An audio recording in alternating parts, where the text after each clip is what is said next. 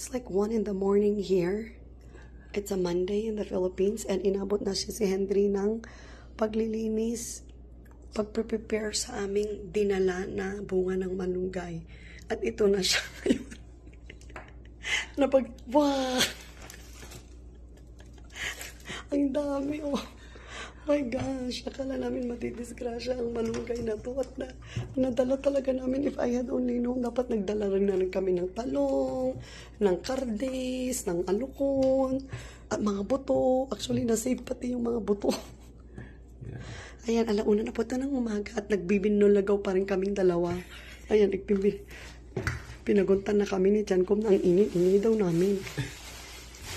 Kasi hindi na kami makatulog. Ay, grabe. Baka pwede pa yan. Ilingta pa natin yan. Baka yung naglingtaan pwedeng inumin. Diba?